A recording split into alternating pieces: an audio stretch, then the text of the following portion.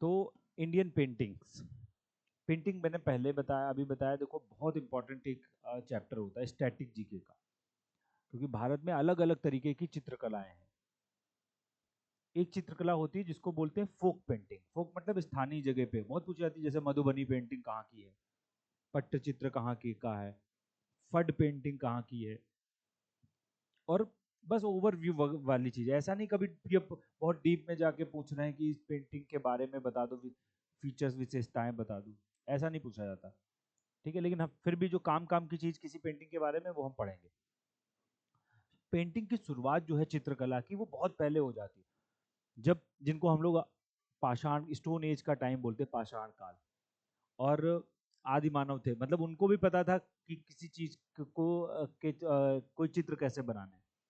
लेकिन वो लोग जो चित्र बनाते थे ना, पुराने टाइम के लोग, वो चित्र क्या होते थे, वो प्राकृतिक चित्र होते थे, नेचुरल। नेचुरल मतलब किसी आदमी को बना दिया, जानवर को बना दिया, शिकार करता हुआ इंसान दिखा रहे हैं, एक जानवर दूसरे को मार रहा है वो दिखा दिए। उनके पास ये सब कॉन्सेप्ट नहीं थे, देवी देवता बनाओ। ठीक है, तो वो सिर्फ प्राकृतिक चीजें बनाया करते थे शुरुआती लोग। तो वहीं से हमारी शुरुआत होती है पेंटिंग की। और सबसे पहले ये पॉइंट पॉइंट ऐसे लिख डाले, इसको लिखने से पहले क्या करते हैं हम लोग, दो नाम लिख डालते हैं। नंबर वन, एक नाम है, ये नाम तो इतनी बार लिखना है, मतलब ये किताब तो भूलना ही नहीं है, जब भी कला साहित्य पढ़ा जाता है तो ये नाम तो आप भूल ही नहीं सकते। और वो नाम है भरत मुनि का। उन्होंने एक किताब लिखी, उसको नाम है नाट्य शास्त्र। क्या नाम है? भरत मुनि लेखक है, और किताब कौन सी है? नाट्य शास्त्र। लिख देना है, भरत मुनि नाट्य शास्त्र। इस नाट्य शास्त्र को सुनना इधर, भारत में सबसे पहले संगीत के नियम, डांस के नियम, पेंटिंग के नियम, जो भी विधा बोलो, डांस, ड्रामा, म्यूजिक, सबके नियम कहाँ से मिलते हैं? नाट्य शास्त्र से। इसलिए ये इतनी इंपॉर्टेंट किताब है। इसका तो बस नाम नाम लिखना है मुझे, और इस पे मोस्ट इंपॉर्टेंट लिख दो, भरत मुनि की नाट्य शास्त्र। इसको इसको भी इसको भी फिफ्थ वेद कह दिया जाता है, पांचवा वेद। पांचवा वेद कई किताबों को कहते हैं इंपॉर्टेंट, इंपॉर्टेंस की वजह से। चार वेद तो फिक्स है, पांचवा तो इसलिए कह देते हैं कि कितनी महत्वपूर्ण किताब वो है, तो इसलिए इसको भी फिफ्थ वेद के नाम से जाना जाता है, कि ये पांचवा वेद बोल देते हैं भरत मुनि की। एक किताब और है, वो वो किताब बदनाम ज्यादा है, लेकिन उसमें अच्छी चीजें कम लोग जानते हैं, और वो है वात्स्यायन ऋषि की काम सूत्र। और बदना सबने सुनी होगी, लेकिन उसमें पेंटिंग्स और उसमें इतनी सही सही चीजें हैं। ठीक है, डांस, वात्स्यायन ऋषि का नाम लिखना है, वात्स्यायन कामसूत्र। और उसमें उन्होंने बताया पेंटिंग के, चित्रकला के 6 अंग होते हैं। कितने अंग? जब ये 6 चीजें पूरी हो तब अच्छा चित्र या अच्छी पेंटिंग बन सकती है। बस ये लाइन लिखनी है, चित्रकला के कितने अंग माने जाते हैं भारतीय संस्कृति में? 7 लिम्स, लिम्स मतलब अंग या ऑर्गन्स ऑफ पेंटिंग। ये किसने बताए? वात्स्यायन ऋषि ने बताया। इनके नाम कभी नहीं पूछे जाते हैं, देखो ये नाम लिखे हुए हैं, रूप भेद, प्रमाण, भाव, लावण्य, सदृशम, वर्णिका, भंग। ये नाम नहीं लिखने हमें, बस ये लिख देना 6 अंग माने जाते हैं। देखो, ठीक है। अब फिर शुरुआत होती है हमारी गुफा चित्रों से। मैंने अभी जो बता रहा था कि सबसे पहली पेंटिंग कौन किन लोगों ने बनाई, जो स्टोन एज के लोग थे, पाषाण कालीन लोग, और उन्होंने गुफाओं में चित्र बनाने शुरू किए। तो छोटी सी हेडिंग डालेंगे, गुफा चित्र, केव पेंटिंग्स। इसमें हमें 4-5 पेंटिंग के नाम लिखने, 4-5 गुफाओं के नाम लिखेंगे जो सबसे पुरानी है। और ये कल, मतलब लास्ट वाली क्लास में भी मैंने बताया था ये, और यहां पर भी वो लिखनी है। नंबर 1, पहला देखो, लिखना है भीम भेट का। ये केव कितनी बार मैं बता चुका हूं, भीम भेट का केव पहला, मध्य प्रदेश की, भीम भेट का केव मध्य प्रदेश। और आगे लिख देना पूरा पाषाण कालीन चित्र, पैलियोलिथिक केव पेंटिंग। पूरा पाषाण मतलब पाषाण काल में भी सबसे पहले वाला टाइम। 3 टाइम होते ना, पुरा, मध्य, नव। पुरा पाषाण, मध्य पाषाण, नव पाषाण, तो पूरा पाषाण पुराना वाला, उसमें ये पेंटिंग बनी। हाँ, पैलियोलिथिक, इंग्लिश में पैलियो, मेसो और नियो बोलते हैं, पैलियोलिथिक, मेसोलिथिक, नियोलिथिक। इस पेंटिंग के बारे में मैंने देखो नाम भी लिखवाया था, इसको खोजा था वीएस वकानकर ने 1957 में। इनका नाम लिख देना, भीमबेटका को खोजा किसने, ये विश्व विरासत में आती है। हाँ, वीएस वकणकर, वीएस वकणकर। और जगह जगह क्या है मतलब वो तो लिखी। एक बात बस इस पेंटिंग के बारे में लिखनी है, एक लाइन। जब भी क्वेश्चन टफ बनाना होगा तो इस लाइन से बने, वरना इतने में हो गए बस क्वेश्चन। भीमबेटका इससे बाहर नहीं पूछते। देखो टफ क्वेश्चन क्या है, इधर देखो सब लोग पेंटिंग देखो पहले, उससे समझ में आ जाएगा।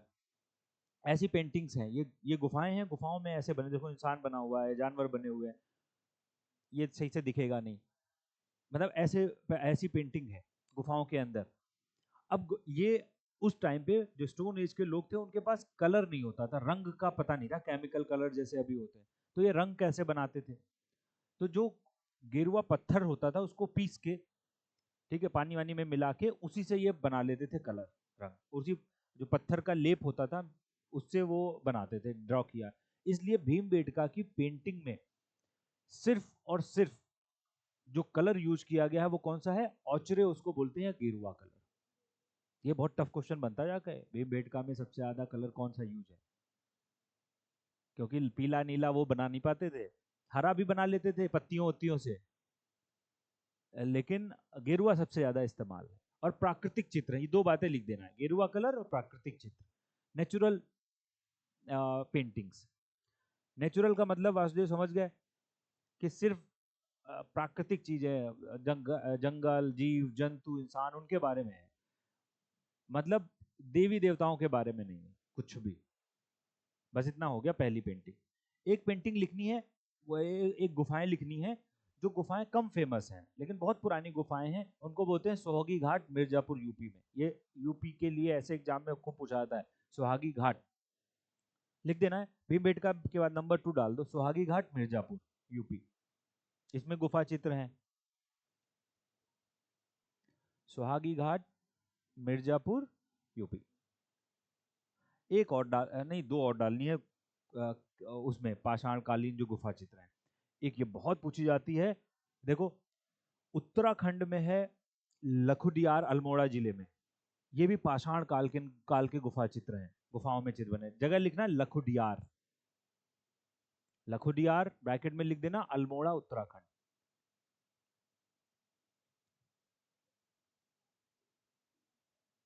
लखुडियार अल्मोड़ा उत्तराखंड, बस लखुडियार ये लिखा तो है बस।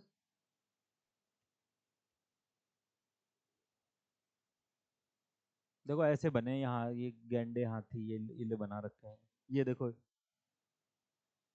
ये इंसान ऐसे बना रखे हैं, बच्चों के जैसे जैसे बनाते हैं वैसे। हाँ, लेकिन शुरुआती दौर था ना, इतना बना पाना भी बड़ी चीज थी कि ऐसी पेंटिंग बना पाए वो लोग। चलो पाषाण काल खत्म। उसके बाद देखो हम लोग हिस्ट्री, एंशंट हिस्ट्री जो जानते हैं, उनको ये पता होगा कि पाषाण काल के बाद एक टाइम आता है जिसको कैल्कोलिथिक बोलते हैं, ताम्र पाषाण। और सबसे पहले किसका इस्तेमाल होता है? तांबे का, कॉपर का।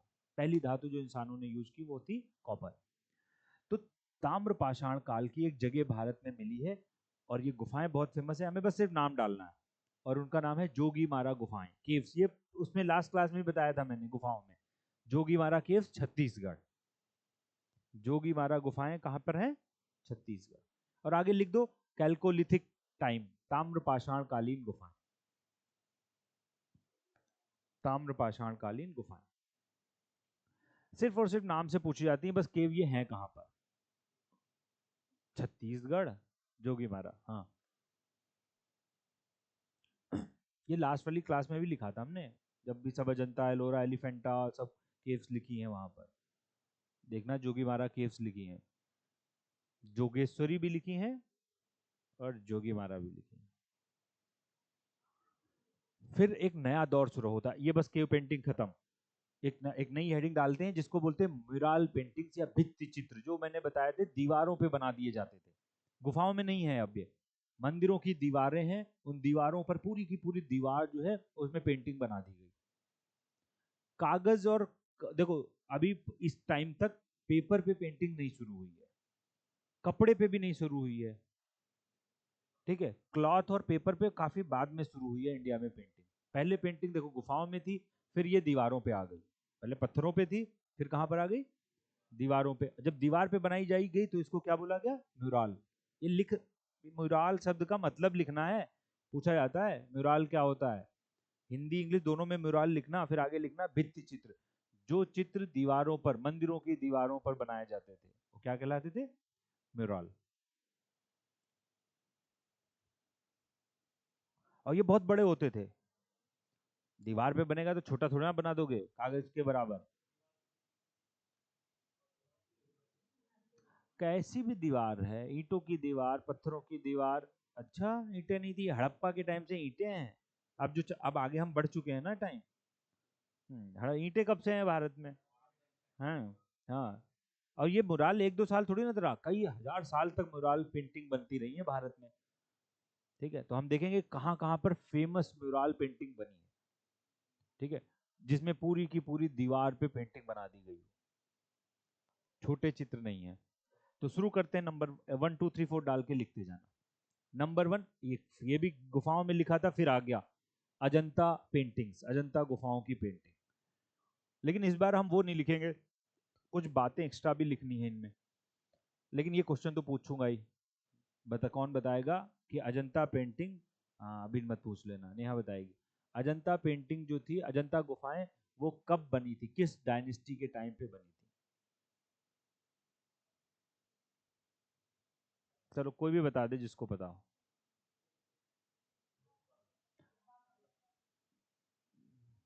सही है, क्या बोला?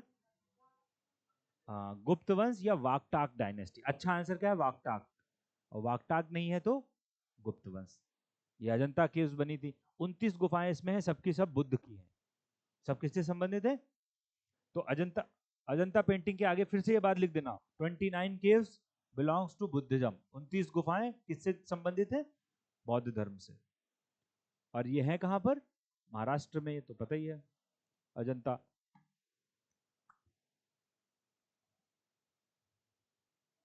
और इसमें ये पेंटिंग एक दिखना है जो नाम मैं बताने जा रहा हूं, जो इतनी बार पूछी गई होगी।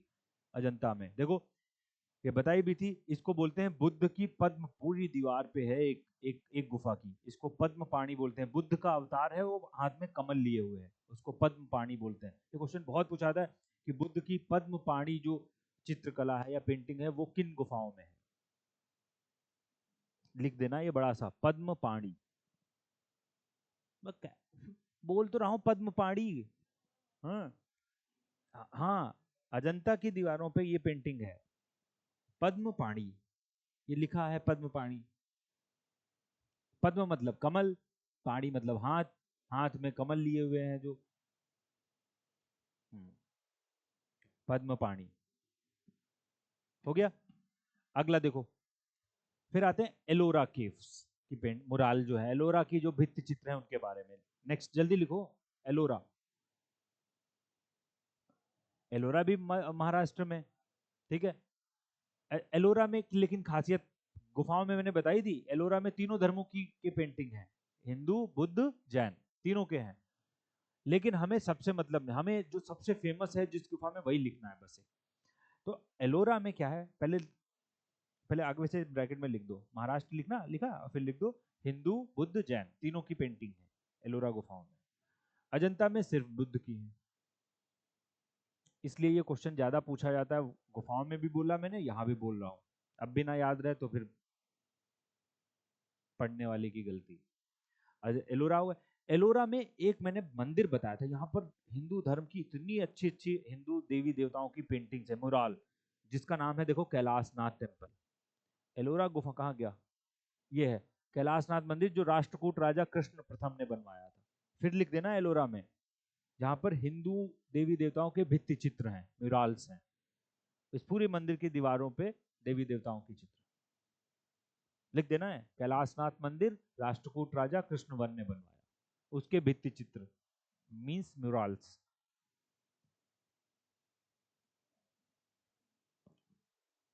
हो गया।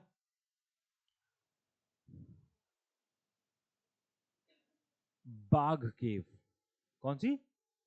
बाघ गुफाएं, मध्य प्रदेश, धार जिला है, धार मध्य प्रदेश में, वहां पर है बाघ केव।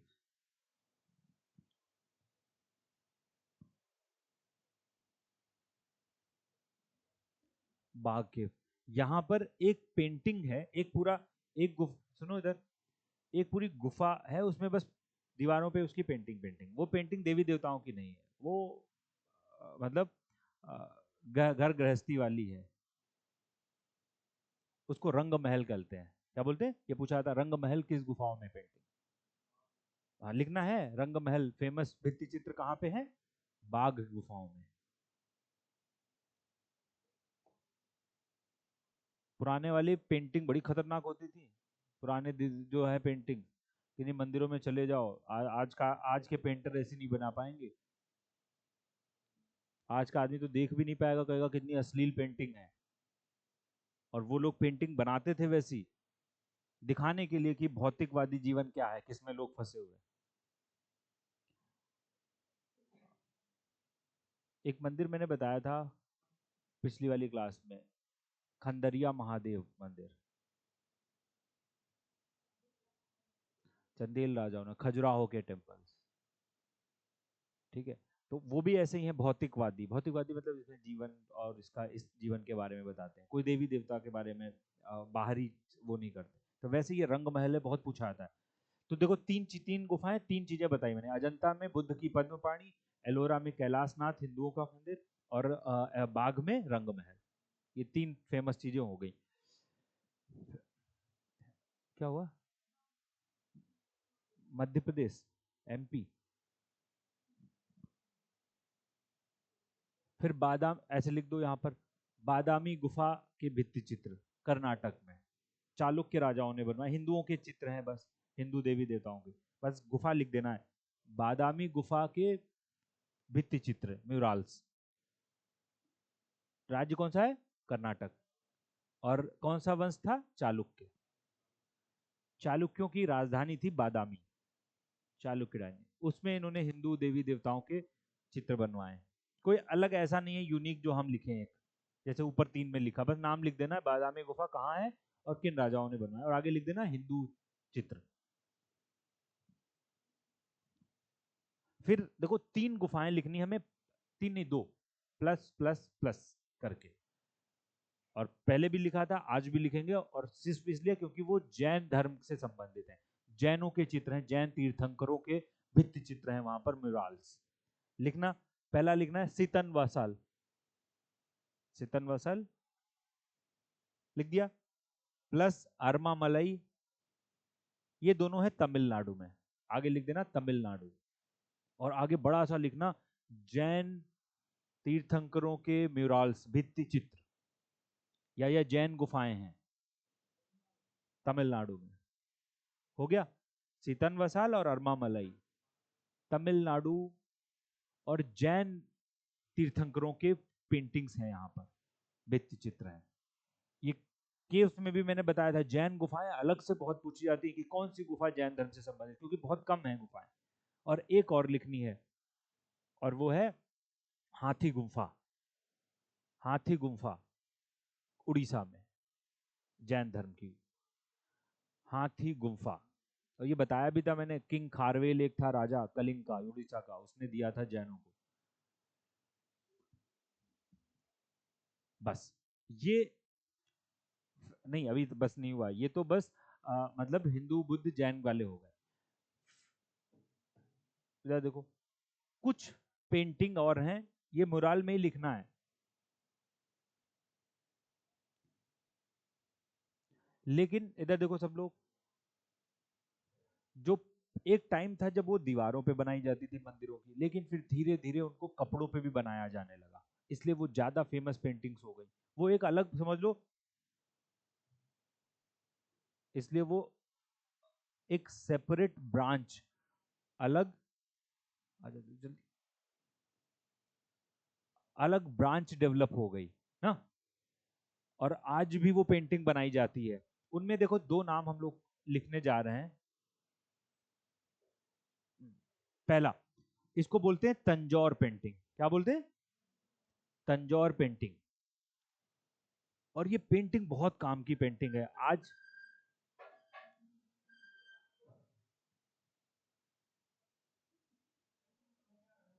किसका? तंजौर पेंटिंग का, ये 1000 ईस्वी के आसपास, स्पेशली चोल राजाओं के समय विकसित हुई। चोलों की राजधानी ये थी तंजौर, इसीलिए उस टाइम पे ज्यादा विकसित हुई। सुनना था देखो, तंजौर पेंटिंग जो है, आगे लिख देना, ये चोल साम्राज्य के समय विकसित हुई, चोल राजाओं के समय, क्योंकि चोल राजाओं की राजधानी कहां थी? तंजौर। और दूसरी बात लिखना इधर देखो, ये पेंटिंग्स बृहदेश्वर मंदिर में पाई जाती है, या वहां से इसकी शुरुआत हुई। बृहदेश्वर मंदिर मैंने बताया था जब टेम्पल पढ़ रहे थे, ये एक चोल राजा था जिसका नाम था राज राजा वन, राज राजा फर्स्ट, राजेंद्र चोल के फादर थे राज राजा वन, इसलिए इसको राज राजेश्वर भी मंदिर भी बोलते हैं। बहुत फेमस है भगवान शिव का मंदिर, बृहदेश्वर या राज राजेश्वर।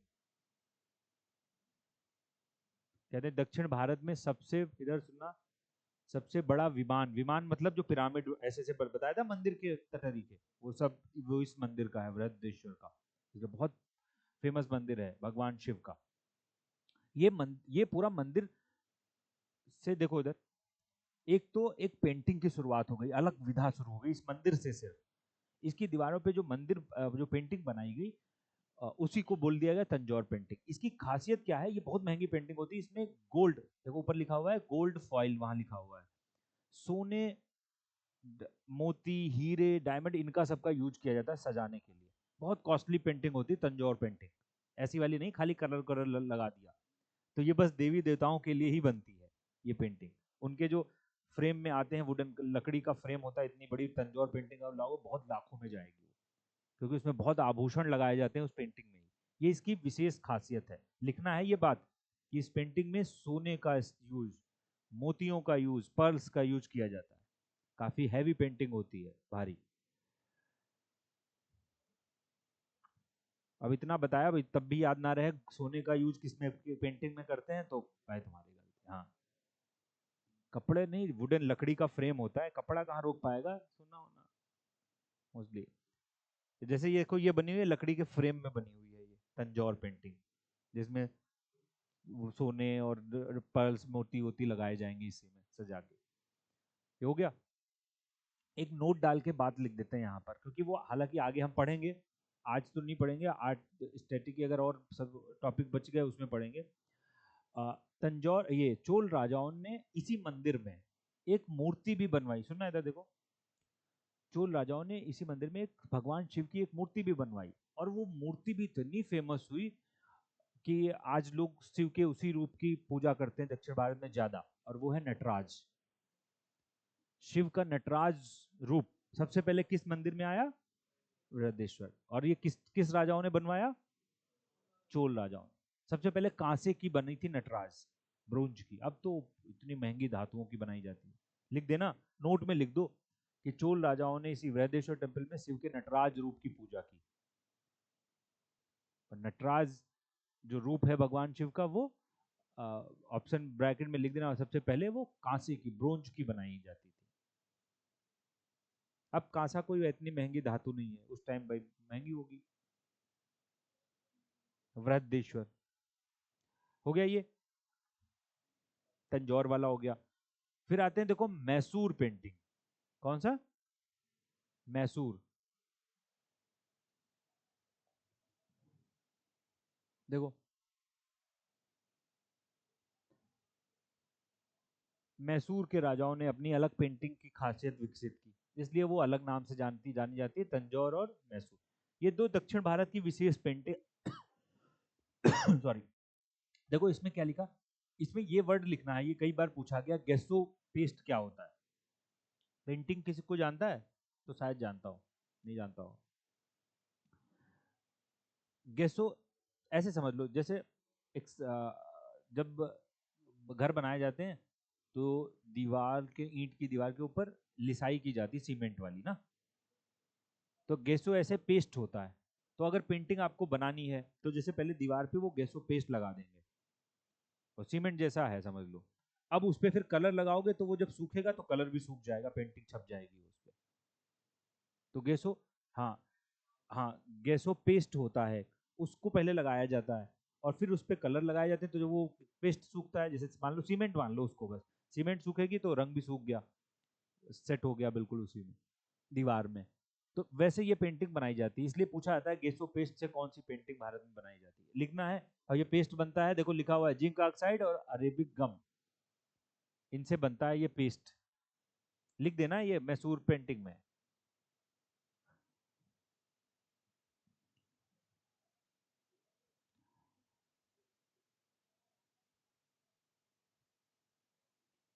बस यही लिखना है, गैसो से बनाई जाती है, पेस्ट होता है जो जिंक ऑक्साइड और अरेबिक गम से बनाया जाता है।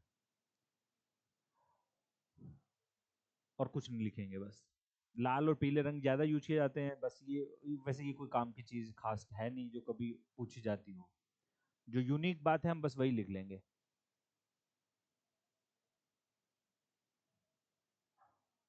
फिर आते हैं विजयनगर पेंटिंग, विजयनगर साम्राज्य की पेंटिंग,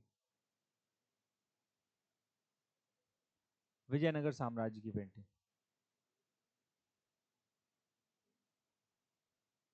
ठीक है, ये विजयनगर साम्राज्य, विजयनगर राजाओं ने बनवानी शुरू की। इनका एक मंदिर है, देखो इसका नाम है लेपाक्षी, आंध्र प्रदेश में। लिखना है लेपाक्षी, पूछा जाता है लेपाक्षी टेम्पल किन राजाओं ने बनवाया। लेपाक्षी, लेपाक्षी टेम्पल आंध्र प्रदेश, विजयनगर पे। बस इसमें एक बात लिखना है, ये एक ऐसा वो है जिसमें पूरी तरीके से प्राथमिक रंग नहीं होते हैं। देखो इधर नीला तो कहीं यूज ही नहीं किया गया, ये क्वेश्चन कई बार पूछा गया कि ऐसी कौन सी पेंटिंग है जिसमें नीला रंग यूज ही नहीं किया जाता, ब्लू कलर। और इसको छोड़कर जो प्राइमरी प्राथमिक कलर सबको पता है कौन से, प्राइमरी कलर कौन से होते हैं, लाल नीला काला, हे भगवान, रेड ग्रीन ब्लू, आरजीबी क्या है, रेड ग्रीन ब्लू। तो ये कलर इसमें यूज ही नहीं किए जाते, स्पेशली ब्लू, नीला तो यूज ही नहीं, ये लिखा है, ये यूनिक पहचान है इसलिए लिख पूछा जाता है एग्जाम। लिखना है कि नीले रंग को पूरी तरीके से पूरी तरीके से अनुपस्थित है विजयनगर पेंटिंग्स में।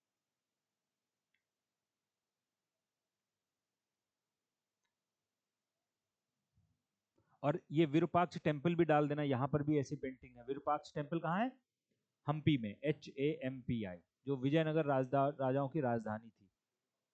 विरूपाक्ष, विरूपाक्ष हम्पी। बस अब ये जो तीन हमने आखिरी वाले लिखे हैं ना, इधर देखो सब लोग, फिर से मैं नाम बोल रहा हूं, तंजौर, मैसूर और विजयनगर। इन तीनों को एक डिब्बे में बंद कर दो, लिख दो दक्षिण भारत की पेंटिंग्स। इनको बिल्कुल अलग से याद रखना है। दक्षिण भारत में तीन विशेष तरीके की स्पेशल पेंटिंग्स डेवलप हुई जो पूछ ली जाती हैं। और इस ज्यादातर तो वो सोने वाली, गोल्ड वाली पूछ लेते हैं, या लेपाक्षी का नाम पूछ लेते हैं किन राजाओं से संबंधित थी। ठीक है, और एक एक दो दो फैक्ट बस देखना है, इनमें कुछ ऐसा है नहीं कि तीन पेंटिंग पूरे दक्षिण भारत में हमें याद रखनी। बस अब फिर देखो उधर, फिर एक नया दौर शुरू होता है भारत में पेंटिंग का, जिसको कहते हैं मिनिएचर पेंटिंग। मिनिएचर मतलब जिनका आकार छोटा हो जाता है, जो कपड़े पर और कागज पे आ जाती हैं। जब पेपर पे आएंगी, या पेपर तो इतना बड़ा नहीं हो सकता, देखो कितना बड़ा बना लोगे पेपर में, बहुत ज्यादा तो ये साइज का बना लोगे, लेकिन पेपर दीवार के बराबर थोड़ी ना आप उस पर पेंटिंग करोगे। तो एक छोटे आकार की पेंटिंग शुरू हो गई जो कागजों पे और कपड़ों पर बनाई जाने लगी, इनको कहा जाता है मिनिएचर। मिनिएचर मतलब छोटी, मिनी से बना हुआ है वर्ड, लघु चित्र बोलते हैं। लिख देना, हेडिंग डाल देना है मिनिएचर पेंटिंग, लघु चित्र। ये दौर शुरू होगा भारत में। मुराल बड़े होते थे, भित्ति चित्र होते थे दीवारों पर, और मिनिएचर क्या है, छोटी पेंटिंग जो आप कागज पे, कपड़ों पे, और ब्रैकेट में लिख भी दो ये कागज और कपड़ों पे शुरू हुई, क्लॉथ्स एंड पेपर, इन पे शुरू हो गई। अब इस पे देखते हैं, इसमें तो अच्छी अच्छी पेंटिंग बननी शुरू हो गई फिर और ज्यादा। भारत में सबसे पहले इधर देखो, पाल एक राजा थे, ये जिसने मिडिवल हिस्ट्री पढ़ी होगी उसको पता होगा इनके नाम। मध्यकाल जब हम लोग शुरू करते हैं, जब भारत में अटैक हुआ मोहम्मद बिन कासिम महमूद गजनवी के, तो भारत में एक डायनेस्टी थी बिहार की तरफ, उसको पाल कहते थे। गुजरात की तरफ, राजस्थान की तरफ प्रतिहार थे, और दक्षिण की तरफ कर्नाटक की तरफ राष्ट्रकूट थे। उनको हम बोलते हैं त्रिकोणीय संघर्ष। तीनों के बीच आपस में लड़ाइयाँ होती थी, पाल, प्रतिहार, राष्ट्रकूट। ये पाल राजा बहुत फेमस है, ये बौद्ध धर्म को मानते थे बिहार के। और वो भी बौद्ध का एक संप्रदाय होता है, तांत्रिक संप्रदाय, वज्रयान, तंत्र मंत्र वाला। बौद्ध धर्म के सेक्ट हमने पढ़े थे, हीनयान, महायान, वज्रयान। तो वज्रयान सेक्ट को ये लोग मानते थे। इन लोगों ने एक पेंटिंग डेवलप की। ये पहले लोग थे जिन्होंने कागज पे, पेपर्स पे पेंटिंग भारत में बनवानी शुरू की। तब तक पेपर आ गया था चीन से। पेपर बहुत महंगा होता, पेपर बनाना बड़ा मुश्किल काम होता था। किसी ने कभी देखा नहीं होगा, आप देखना, मैं अभी नहीं बता रहा, वो टाइम जाएगा यूट्यूब पे, हाथ से एक पेपर कैसे बनाया जाता था। मशीनें अब तो आ गई है ऐसे पेपर बनना, हाथों से पेपर लोग बना लेते थे हाथ से, ठीक है।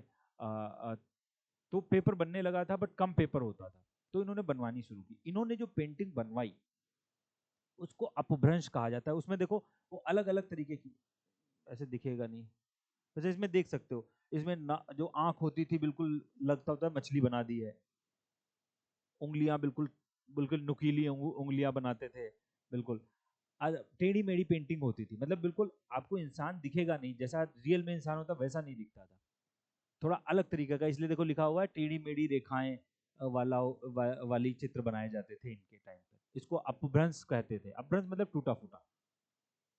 तो लिखना है, पाल राजाओं ने, पाल वंश के राजा, उन्होंने पेपर पे ऐसे लिख देना, कागज पे, पत्तों पर, ताम्र पत्तों पर, देखो लिखा ताड़ के पत्ते, पत्ते होते थे उन पे पेंटिंग्स बनवाई। और वो सब पेंटिंग किससे जुड़ी होती थी, आगे लिख देना, वज्रयान बुद्ध से जुड़ी होती थी, संबंधित, क्योंकि ये लोग बुद्ध धर्म के वज्रयान सेक्ट को मानते थे।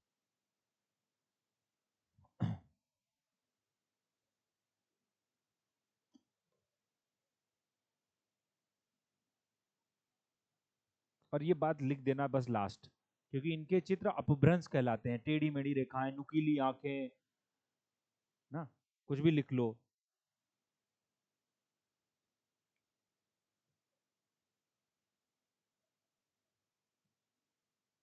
ऐसी इनकी खासियत होती थी। तो पाल राजाओं का हो गया।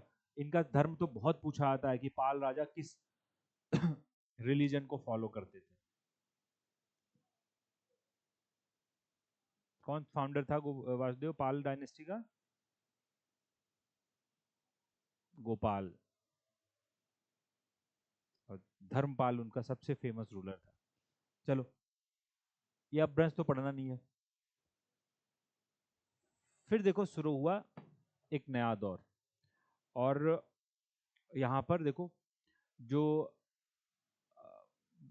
मोहम्मद गोरी के बाद में सल्तनत काल की शुरुआत होती है भारत में। सल्तनत में क्या हुआ, सल्तनत में सबको पता है 5 वंश आए भारत में, गुलाम वंश, खिलजी वंश, तुगलक, सैयद, लोदी, ये वंश आए।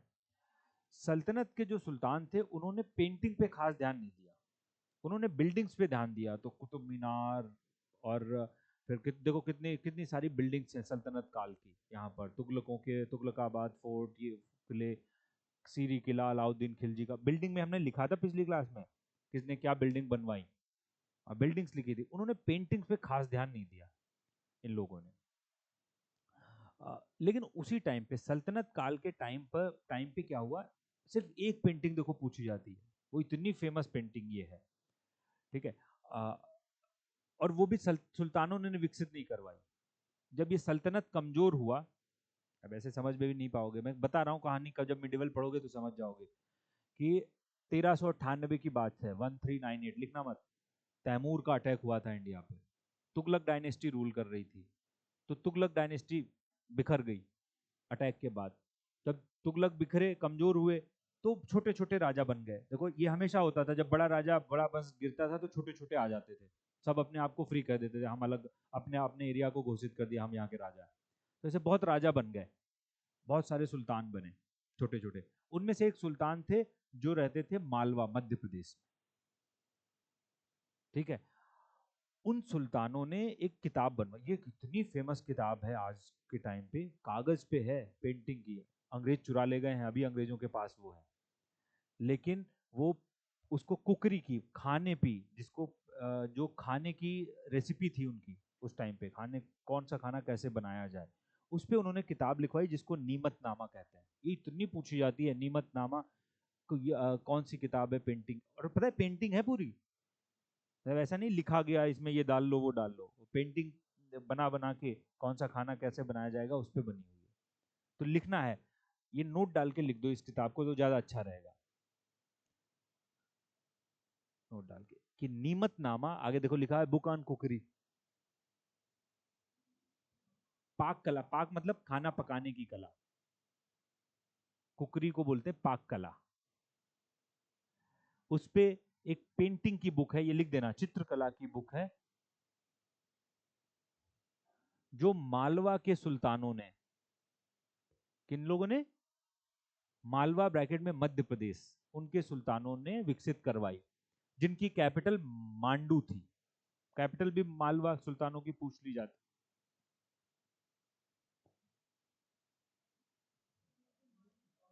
मालवा के सुल्तान, ब्रैकेट में नासिर शाह लिख भी दो अगर नाम लिखना है, कौन सा सुल्तान, इसका कई सुल्तानों का योगदान था उसमें, इसका ज्यादा है तो नासिर शाह लिखा भी हुआ है।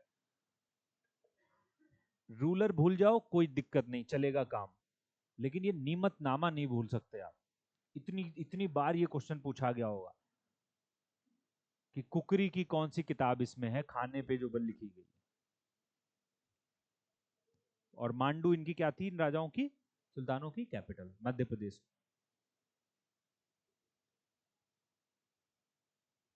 हो गया। तो देखो, मध्यकाल जब भारत में आया तो मैंने बताया जो 5 वंश थे सुल्तानों के इधर, उन लोगों ने तो चित्रकला पे ध्यान नहीं दिया, बिल्डिंगों पे काम किया, लेकिन एक छोटे सुल्तान जो मालवा पे थे उन लोगों ने काम किया पेंटिंग पे। फिर आता है मुगल काल, और मुगल काल में पेंटिंग बहुत डेवलप हुई भारत में, तो हम लोग हेडिंग ही डाल देंगे मुगल काल की पेंटिंग, मुगल काल की पेंटिंग। और इसमें तो एक एक रूलर का नाम लिख लिख लिख के हम लोग 2-4 के नाम लिखेंगे, सबके नहीं लिखेंगे, जिनके टाइम पे कुछ अच्छा काम हुआ है उनके नाम लिखेंगे हम लोग। देखो, सबसे पहला रूलर सबको पता है, बाबर। बाबर नहीं लिखना नहीं है बाबर के बारे में। Babar 1526 first battle of Panipat में बाबर ने इब्राहिम लोदी को हराया, फिर मुगल डायनेस्टी स्टैब्लिश की यहाँ पर। बाबर को ये टाइम ही नहीं मिला कि बाबर ये सब काम वाम करे, क्योंकि 26, 27, 28, 29 लगातार लड़ाइयाँ चलती रही, और फिर बाबर की डेथ हो गई। बाबर के बाद बना बाबर का बेटा हुमायूं, और हुमायूं बहुत इंपॉर्टेंट है क्योंकि हुमायूं ज़्यादा दिन रूल नहीं किया, शेरशाह सूरी ने इसको हराया, और हुमायूं यहाँ से चला गया ईरान, भागते भागते बसते इधर बहुत भटक भटक के ईरान चला गया। 15 साल तक हुमायूं भटकता रहा। 15 साल बाद हुमायूं इंडिया फिर आया। जब हुमायूं इंडिया आया तो हुमायूं ईरान से 2 पेंटर लेके आया। हुमायूं पेंटिंग का शौकीन था। 15 साल बाद जब वो आया तब वो 2 पेंटर लेके आया। इनके नाम बहुत पूछे जाते हैं, देखो लिखा हुआ मीर सैयद अली और अब्दुल समद। ये 2 ईरानी चित्रकार थे जो हुमायूं के साथ आए, और इन्होंने मुगल कालीन चित्रकला की शुरुआत की। दोनों के नाम लिखने हुमायूं के साथ में, कि हुमायूं और बात भी लिख देना है, फारसी 2 चित्रकार, फारसी मतलब ईरानी, मीर सैयद अली और अब्दुल समद। ये हुमायूं के साथ कहां से आए हैं, वापस बता रहा हूं कहां से आए, ईरान से। अब्दुल समद एंड मीर सैयद अली।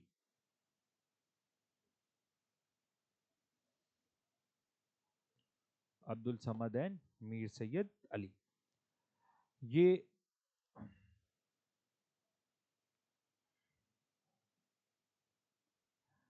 और इन्होंने फारसी या ईरान कुछ भी लिख दो, ईरानी, पर्शियन पेंटर्स थे जिन्होंने इंडिया में मुगल कालीन चित्रकला की शुरुआत की। मुगल कालीन चित्रकला के बारे में एक लाइन यहीं पे लिख देना, कि मुगल कालीन चित्रकला जो थी वो भी नेचुरल थी, प्राकृतिक, उसमें कोई भी, देखो इधर, काल्पनिक चीजें नहीं है, काल्पनिक और धार्मिक चीजें नहीं है, धर्म से जुड़ी हुई नहीं है। उन्होंने जो चित्र विकसित करवाए मुगल एम्परर्स ने, वो कोई भी रिलीजन से जुड़े नहीं है, ना तो इस्लाम से ना तो दूसरे धर्म से जुड़े। वो कैसे हैं? प्राकृतिक। राजाओं के चित्र हैं, हुमायूं अपने बनवाता था, पक्षियों के बनवाता था, जानवरों के बनवाता था, इंसानों के बनवाता था, ये वाले पेंटिंग लिख देना है। मुगल काल में चित्रकला कैसी थी? प्राकृतिक, धार्मिक नहीं थी। मतलब जैसे देखो भारत में अभी तक हमने पुराना लिखा था, वो सब कैसे चित्र थे? धार्मिक चित्र थे। यहाँ पे पाषाण काल में, स्टोन एज में ऐसे ही थे प्राकृतिक, बीच में फिर सब धार्मिक है, और फिर मुगलों के टाइम पे क्या आ गया? प्राकृतिक चित्र, कोई धर्म से जुड़ी हुई चित्र नहीं है। चलो हुमायूं तो चला गया, हुमायूं के बाद आया उसका बेटा अकबर। और अकबर तो हर चीज का, अकबर अकबर तो मतलब ऐसा इंसान था जिसने हर चीज में कंट्रीब्यूशन है अकबर का, अकबर के समय का। तो अकबर ने क्या किया, देखो इधर ये नाम लिखे हुए हैं, बसावन और दसवंत। कौन से? बसावन और दसवंत लिख देना, अकबर के समय के फेमस पेंटर्स, चित्रकार।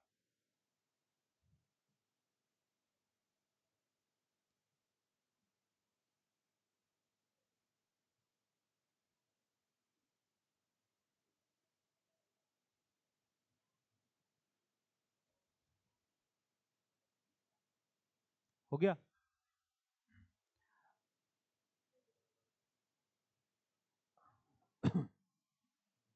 अकबर ने, देखो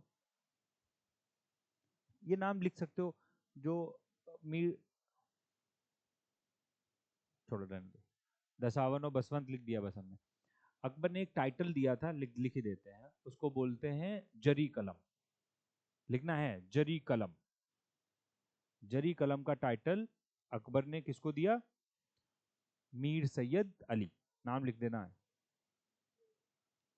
मैंने, रुक जा, मैंने उल्टा बोल दिया, सीरी कलम है। हाँ, SHRI, एक बार देख लो, सीरी कलम।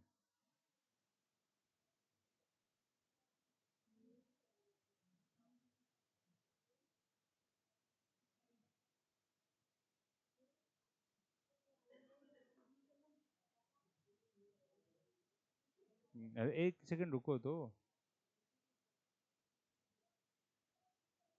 रुको। ये मीर सैयद अली को, मीर सैयद अली।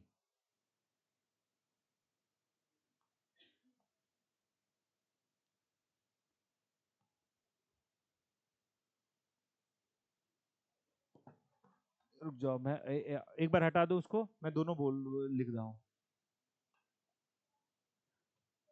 नोट डाल के लिख देना इस बात को, इसमें देखो कंफ्यूजन हो जाता है, इसलिए याद नहीं रहा वो।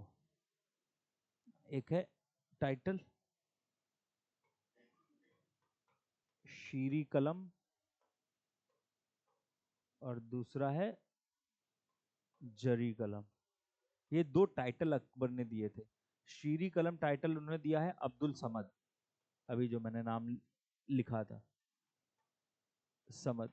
और जो जरी कलम का टाइटल है, ये उन्होंने एक कश्मीर के एक राइटर थे, इनका नाम है मोहम्मद हुसैन,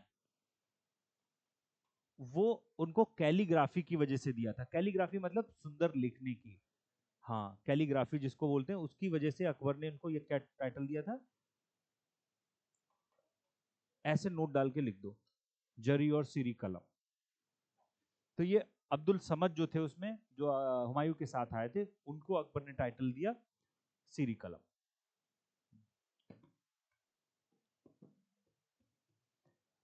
तो अकबर के टाइम पे भी देखो हमने देखा कि अकबर के टाइम पे भी पेंटिंग जो थी वो डेवलप हुई काफी। अकबर के बाद देखो इधर, अकबर के बाद पे, ये देखो ये नाम लिख देते हैं इधर, सब लोग सुनो, सब लोग इधर। अकबर के टाइम पर कुछ पेंटिंग की किताबें डेवलप की गई, उनमें से एक दो के नाम लिख देते हैं हम लोग। पहला लिखना है हम लोग, देखो लिखा हुआ है हमजा नामा। हमजा नामा, हमजा नामा, हाँ हाँ पेंटिंग, हमजा नामा। एक लिखना तूती नामा, तूती नामा तो बहुत पूछी जाती है, तूती नामा, NAMA। ये एक राइटर थे नक्शबी, इनका नाम पूछा गया है इसलिए लिख रहा हूं, नक्शबी।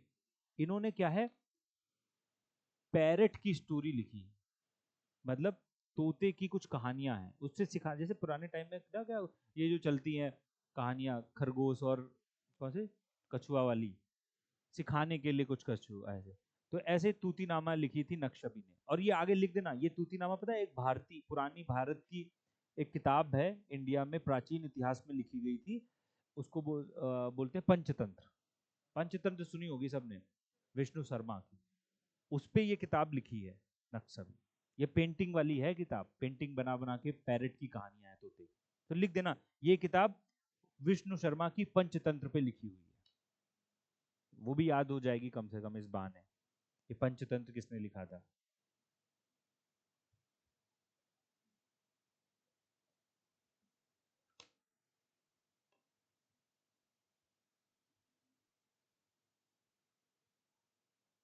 दूसरी देखो लिखना अनवर, एक और लिखना अनवर ए सुहाइली, अनवर ए, अनवर ए सुहाइली, SUHILI, अनवर ए सुहीली। अरे ये नाम मत लिखो, बहुत इंपॉर्टेंट नाम बड़ा है, हुसैन लिख दो, लिखना था हुसैन बिन कशिफी, लिखना है हुसैन बिन KASHIFI, कशिफी। और ये भी सुनो, हुसैन बिन कशिफी, KASHIFI, ये भी लिखना पंचतंत्र से प्रभावित, ये भी मतलब जानवरों की कहानी, जो जानवरों की कहानी स्टोरी से कुछ मैसेज दिया जाता है, सिखाया जाता है, तो इसलिए बोलते हैं ये भी पंचतंत्र से प्रभावित किताब, इन्फ्लुएंस्ड, अनवर सुहाइली। तो देखो अकबर के टाइम पर भी अच्छी किताबें पेंटिंग की डेवलप की गई। फिर आता है जहांगीर, नाम डालना है जहांगीर। जहांगीर पेंटिंग के मामले में बहुत फेमस रूलर, और पहला तो एक पॉइंट ये लिखना है कि golden period of Mughal painting, Mughal चित्रकला का स्वर्णिम युग किसके टाइम को कहते हैं, जहांगीर के टाइम को, golden period of Mughal painting, Mughal चित्रकला का स्वर्णिम युग। इसलिए देखो सबसे अच्छे पेंटर, जहांगीर खुद बहुत अच्छा पेंटर था, उसने अपनी एक ऑटोबायोग्राफी लिखी थी तुझ के जहांगीरी, आत्मकथा, उसमें बहुत पेंटिंग्स हैं, उसमें देखो ये जेब्रा उसने खुद बनाया था, ऐसे कई सारे एनिमल्स के चित्र उसने ड्रॉ किए। तो लिख देना पहले उसकी ऑटोबायोग्राफी तुजुक ए जहांगीरी, और जेब्रा तो लिख ही देना,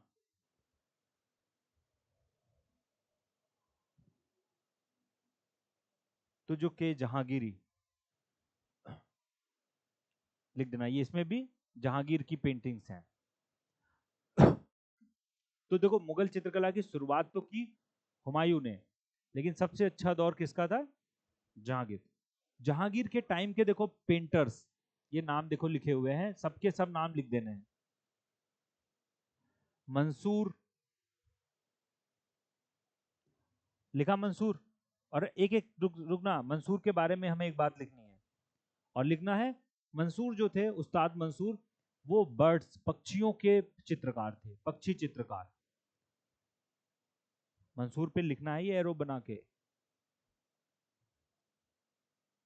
मंसूर की पेंटिंग तो भी सब अंग्रेज उठा ले गए, ये सभी हैं तो जो बाबर जहांगीर की बुक है वो भी अंग्रेजों के पास, सब लंदन म्यूजियम्स में रखी होती है। मंसूर की किताब जो पेंटिंग है, तो आज बोला जाता है कि एक एक पेंटिंग पता नहीं कितने कितने करोड़ों की है मंसूर की। इसकी पेंटिंग देखो ये यहाँ पे हैं भी, ये कुछ, ये सब ये मंसूर की पेंटिंग्स हैं, ऐसे कई सारे पक्षी उसने ड्रॉ किए थे जो बहुत कम तब दिखते थे, कभी कहीं कहीं देखा होगा उसने। फिर है बिशन दास, बिशन दास इतना फेमस पेंटर है, मंसूर के बाद नंबर 2 पे वही था, समझ लो। वो पोर्ट्रेट पेंटर था। पोर्ट्रेट मतलब जो ह्यूमन, मानव चित्रकारी करता है, इंसानों की चित्र बनाता है, लिखना है पोर्ट्रेट। और जहांगीर, एक बार ये क्वेश्चन पूछा गया था, जहांगीर ने अपने किस चित्रकार को ईरान या फारस के राजा की का पोर्ट्रेट बनाने के लिए भेजा था? उसने बुलाया था स्पेशली बिशन दास को ईरान से, क्योंकि ईरान ये पोर्ट्रेट पेंटर था। लिख देना बिशन दास, जो मानव चित्रकारी करता था। फिर दो नाम और लिखो, लिखे हुए मनोहर और गोवर्धन, ये बस नाम डाल देना।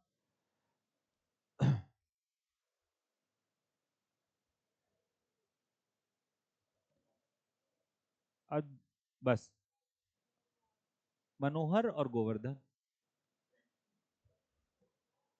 फिर देखो चित्रकला बेकार हो गई, बर्बाद हो गई। शाहजहां आया, देखो हम लोगों को शाहजहां के बारे में जानते हैं, लिखने की कोई जरूरत नहीं है। शाहजहां था, वो भी बिल्डिंगों का शौकीन था। उसने ताजमहल, जामा मस्जिद, दिल्ली का रेड फोर्ट, ये सब बनाया। पेंटिंग पे उसका कोई खास, ना तो खुद पेंटिंग करता था ना वो करता था।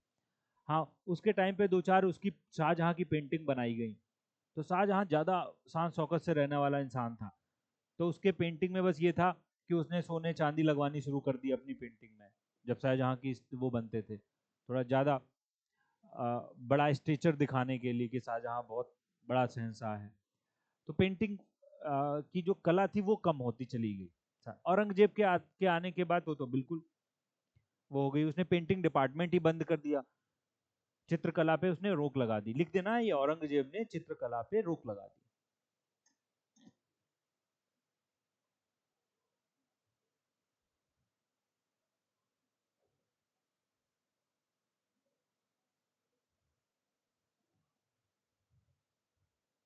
इस्लाम में मूर्ति पूजा का विरोध किया गया था। जब इस्लाम रिलीजन भी स्टार्ट हुआ था तो मूर्ति पूजा का विरोध से, कि मूर्ति पूजा सही नहीं है। अब जब मूर्ति पूरा पूजा का विरोध, तो फिर चित्रों का भी विरोध। इसलिए इसलिए और औरंगजेब बिल्कुल वैसे ही, उसे वो कला वाला नहीं देखता था। उसके लिए ये था कि अगर ये बैन, ये प्रतिबंधित है तो पूरी तरीके से प्रतिबंधित, ये कुछ भी नहीं होना चाहिए इसमें। तो इसलिए उसने हटा दिया। उसने ये भी नहीं सोचा कि चलो ये कला के रूप में रहने दो, आप ईश्वरों के जो गॉड हैं उनके मत बनवाओ भाई, कोई धार्मिक फिगर है उनकी चित्र ना बनने दो, लेकिन बाकी तो कला बनने दो इंसानों की और उनके सबके। लेकिन वो ऐसा व्यक्ति था, उसने पेंटिंग डिपार्टमेंट वो कर दिया। जब औरंगजेब ने बैन लगाया, तो क्या हुआ, जो चित्रकार, पता है पुराने टाइम में जो चित्रकार, पेंटर, जो जो भी म्यूजिशियन, संगीत वाले, जो भी आर्टिस्ट होते थे, कलाकार, वो राजा पर निर्भर होते थे। राजा ही उनको प्रोटेक्शन देता था, पैसा देता रहता था। और जब राजा ही ऐसा आ जाए कि भाई ये तुम जो कर रहे हो ये खराब है, तो फिर वो सब उन लोग, भाई वो जिएंगे कैसे वो लोग? तो वो सब वहां से भाग लिए मुगल दरबार से, औरंगजेब के यहाँ से। और वो फिर छोटे मोटे जो राजा थे उनके यहाँ पहुंचने लगे। और चित्रकला जो दिल्ली में पहले थी बैठी हुई, सब चित्रकार दिल्ली में रहते, वो छोटी छोटी जगहों पे पहुंच गए। बहुत सारे राजपूत राजा थे जिन्होंने शरण दिया कि हमारे यहाँ जाओ, हमारे यहाँ जाओ, जगह खाली है। ठीक है, तो वो सब इधर उधर पहुंचने लगे, और फिर अलग चित्रकला विकसित होने लगी भारत में, जो किसी के छोटे छोटे राजाओं के दरबारों में विकसित हुई। हम लोग पहले अब क्या डालेंगे, मुगल कला हो गया, फिर लिखेंगे राजपूत पेंटिंग, एक हेडिंग डाल देंगे राजपूत पेंटिंग,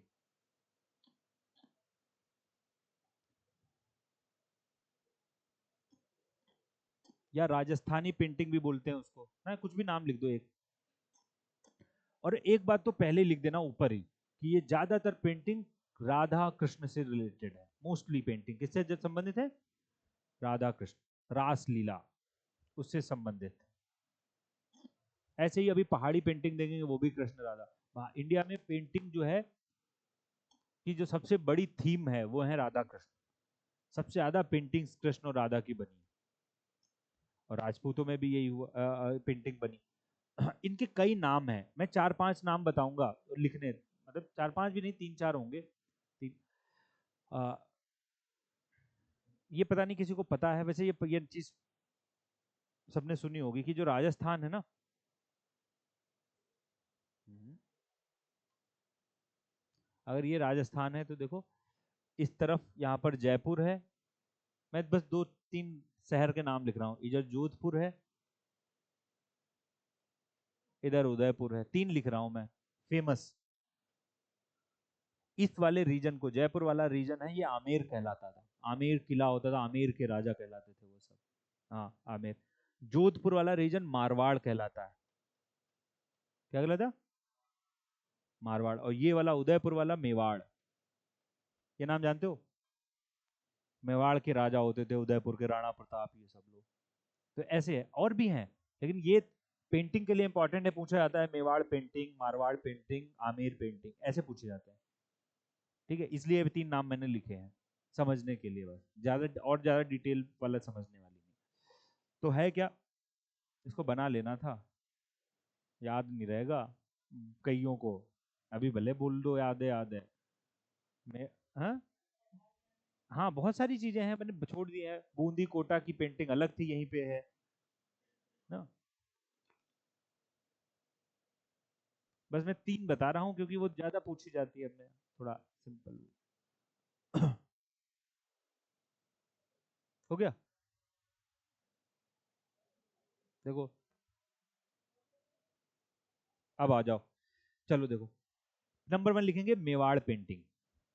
नंबर 1 क्या लिखेंगे? मेवाड़ पेंटिंग।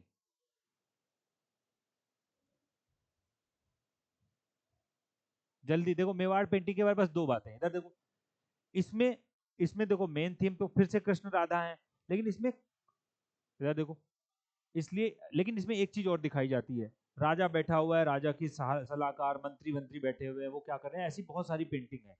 राज दरबार की कई पेंटिंग है, इसलिए इसको तमाशा पेंटिंग भी कहते हैं। ये क्वेश्चन बहुत पूछा जाता है कि कौन सी पेंटिंग तमाशा पेंटिंग के नाम से जानी जाती है, क्योंकि इसमें राज दरबार के बहुत चित्र हैं। बस ऐसे लिख देना है, मेवाड़ पेंटिंग किस नाम से जानते हैं? तमाशा पेंटिंग। राज, और आगे लिख देना है राज दरबार के चित्र।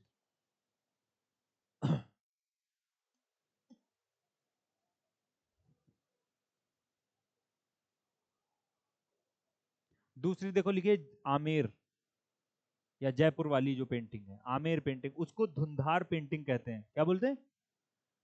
धुंधार। जैसे वो तमाशा पेंटिंग थी, धुंधार। धुंधार उस क्षेत्र को कहा जाता है, इसलिए वो ज्योग्राफी का टर्म है, स्थानीय, लोकली वहां पर। आमेर या जयपुर वाला लिख देना रीजन, उस पेंटिंग को क्या कहते हैं? धुंधार।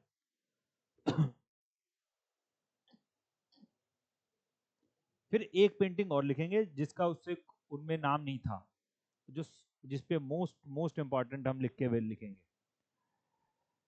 देखो, अजमेर के पास में एक जगह है किशनगढ़, वहां पर एक पेंटिंग विकसित हुई। इधर आज भी ये बहुत पेंटिंग बिकती है, बहुत लोग, मतलब वो नहीं जानते होते तब भी, लेकिन वो उनके घरों में लगी होगी, इतनी फेमस पेंटिंग इंडिया की है किशनगढ़ की पेंटिंग। इसमें था क्या, पहले थोड़ी सी स्टोरी भी सुन लोगे तो बड़ी, ऐसा वो है। एक राजा थे सावंत सिंह, ठीक है, और इधर इनकी इनकी इनकी इनकी वाइफ थी बनी ठानी। तो उनकी, हाँ, तो एक पेंटर था निहाल चंद, उसने उन दोनों की स्टोरी से प्रभावित होके, हालांकि वो कृष्ण और राधा की लव स्टोरी दिखाते हैं, लेकिन इन पेंटिंग्स को नाम मिल गया बनी ठानी। ये बनी ठानी इतनी फेमस पेंटिंग्स हो गई हैं, ये देखो नाम लिखा हुआ है बनी ठानी। ऐसी वाली ये पेंटिंग्स होती है, इसमें बिल्कुल नुकीली आंखें, फिर वही जैसे पाल राजा बनाते थे, बिल्कुल आंखें देखो कैसी जा रही हैं, नाक कैसी जा रही है। और बहुत अच्छी पेंटिंग मानी जाती है किशनगढ़ की। पेंटर जिसने शुरू किया था उसका नाम था निहाल चंद, ये बहुत पूछा जाता है। तो हम लिख देंगे किशनगढ़ पेंटिंग, मोस्ट इंपॉर्टेंट लिख देना उस पर। राजस्थान की पेंटिंग में 90% टाइम ये पूछी जाएगी, 10% वो ऊपर वाली 2 पूछ ले तो पूछ ले। हाँ, किशनगढ़ पेंटिंग लिख देना। यहाँ पर बनी ठानी की पेंटिंग चलती है, जो पेंटर निहाल चंद ने बनाई। इसका नाम लिखना है पेंटर का, जिसने शुरू की थी, निहाल चंद, इसने ये पेंटिंग्स बनाई।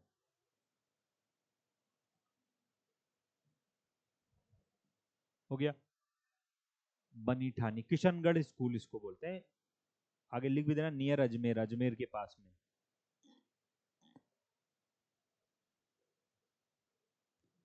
फिर हम हेडिंग डाल देते हैं पहाड़ी पेंटिंग। राजपूत पेंटिंग हो गई, अगली हेडिंग क्या है? पहाड़ी पेंटिंग। 3 नाम यहां पर लिखने हैं। देखो ये तो सिर्फ नाम नाम पूछे जाते हैं, एक्स्ट्रा कोई बात हो जाए तो और बढ़िया। देखो ये पेंटिंग फिर से इसकी मेन कहानी कौन है? कृष्ण जी। और चलो किताब बाद में हम लिख देंगे, पहले ये लिखो, बसोली, गुलेर और कांगड़ा, ये 3 टाइप है पहाड़ी पेंटिंग। एक कुल्लू पेंटिंग है, ये ज्यादा फेमस नहीं है, बस हम 3 ही लिखेंगे। बसोली पेंटिंग, स्कूल मत लिखना, पेंटिंग पेंटिंग लिखो। बसोली, गुलेर और कांगड़ा। गुलेर और कांगड़ा।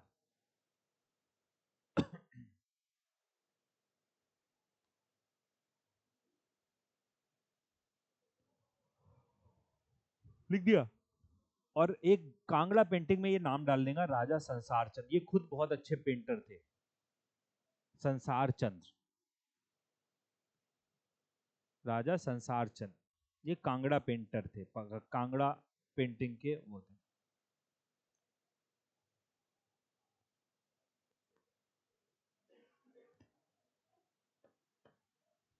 एक नाम लिख देना, देखो वहां पर लिखा, पहले ये लिख दो, कृष्ण और राधा की पेंटिंग मोस्टली है यहां पर भी। कृष्ण राधा, हाँ, अरे राधा कृष्ण की पेंटिंग।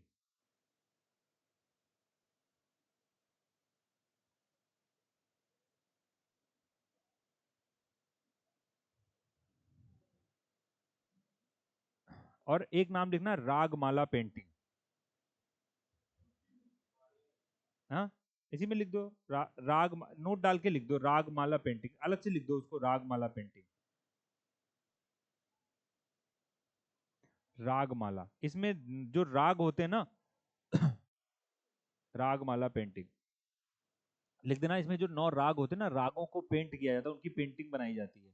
और ये लिखना, राजपूत राजाओं ने, मेवा, राजस्थान के और यहाँ के भी, कहाँ के, जो हिमाचल के, जो लिखा हमने पहाड़ी राजाओं ने, इन लोगों ने ये पेंटिंग बनवाई।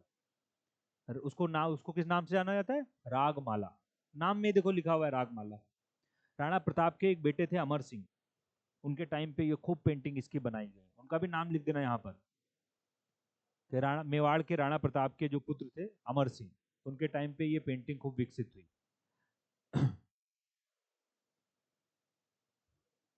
इसको रागमाला पेंटिंग कहते हैं। राग नहीं होते, राग मल्हार, राग मेघ सुने, राग दीपक, तो उस रागों को दर्शाते हुए पेंटिंग बनाई गई। बस ये इतनी, ये पेंटिंग हो गई।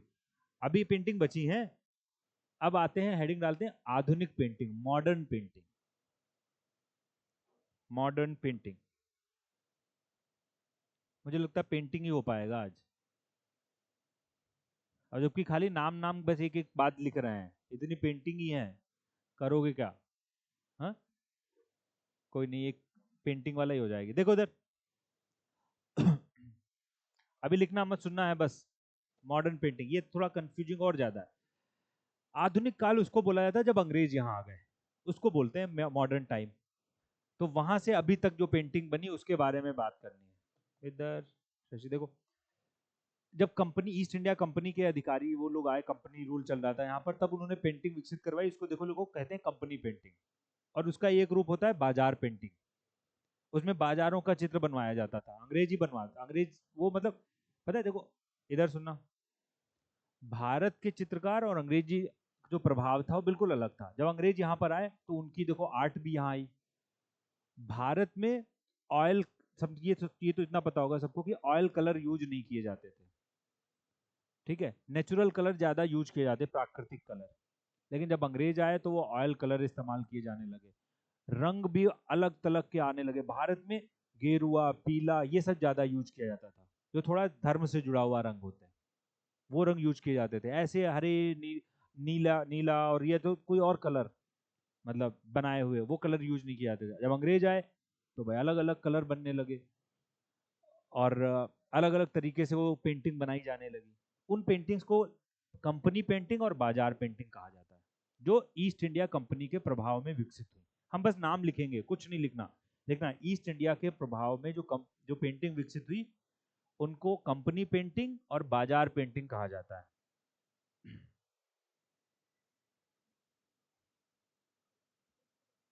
और ये कंपनी के प्रभाव में ये जरूर लिखना, ईस्ट इंडिया कंपनी के प्रभाव से दो ये पेंटिंग डेवलप हुई।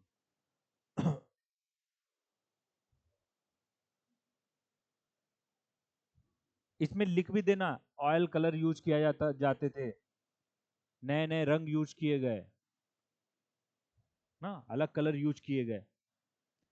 नाम बस पूछ लेते हैं, आधुनिक पेंटिंग का टाइप कौन सा है, कंपनी पेंटिंग। बाजार पेंटिंग तो कोई लगाएगा भी नहीं भूल के भी, ये बाजार कोई पेंटिंग होगी, लेकिन उसको बाजार पेंटिंग कहा जाता है, बाजारों को दर्शाया गया।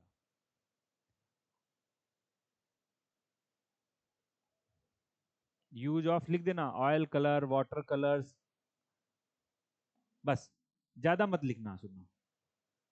और फिर डालेंगे नोट, और ये बहुत काम का है नोट। देखो, जब आजादी की लड़ाई चली अंग्रेजों के खिलाफ, इधर सब लोग, तो हर चीज, जो भारत के बड़े फ्रीडम फाइटर थे उन्होंने हर चीज में अंग्रेजों का बहिष्कार किया कि अंग्रेज यहाँ से जाएं, हम अंग्रेजी कपड़े नहीं पहनेंगे, स्वदेशी कपड़े पहनेंगे, खादी पहनेंगे, ये पहनेंगे। तो ऐसे ही हर कला में हुआ। देखो, देसी स्कूल बनाए जाने लगे उस टाइम पे, जो मॉडर्न हिस्ट्री पढ़ते हैं तो उसमें देखते हैं स्वदेशी स्कूल बनाए जाते थे, स्वदेशी कंपनी, इतना बात स्वदेशी की जाती थी। तो ऐसे ही कुछ चित्रकार भी थे जिन्होंने कहा कि हम अंग्रेजों के ये जो रूप है पेंटिंग के, इनको हम नहीं अपनाएंगे, हम भारत की कला अलग विकसित करेंगे। और भारत के बड़े चित्रकारों ने एक पेंटिंग की शुरुआत की जिसको बंगाल पेंटिंग कहा जाता है। क्या कहते हैं? स्वदेशी पेंटिंग या बंगाल पेंटिंग कहा जाता है। लिखना है कि कंपनी के विरोध में, ऐसे लिख दो कि एक स्वदेशी पेंटिंग चित्रकला का भारत में विकास हुआ जिसको बंगाल पेंटिंग कहा जाता है। स्वदेशी चित्रकला, जिसको क्या बोलते हैं? बंगाल पेंटिंग।